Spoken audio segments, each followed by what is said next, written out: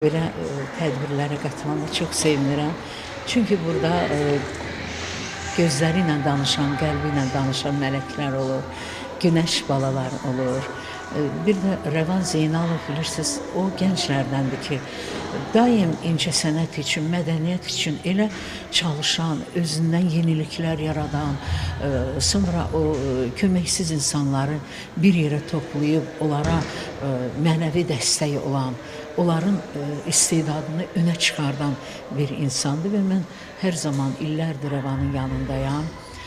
Qürur duyuram onun işindən və əlbəttə belə konsertlər çox lazımdır. Çünki gənclərimiz həm maariflənir, həm şəhid analar gördünüz ki, nə qədər zalı doldurublar.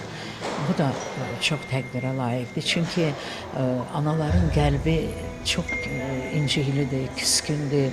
Onlar elə bil ki, bu belə tədbirlərdə daha sevinirlər. Biraz onlara az da olsa biz əgər sevinç gətirə biliriksə, bu çox böyük bir işdir və mən Rəvan Zeynalova gələcəkdə bax belə gözəl layihələrdə, işlərdə uğurlar arzu edirəm və bütün gənclərə deyirəm ki, bax keyfiyyətli musiqilərə müraciət eləyin, təpədən dırnağa qədər öz düzəminizə, o keçmişdə deyirdilər, səhnə adamının korpusu olsun gərək. Yəni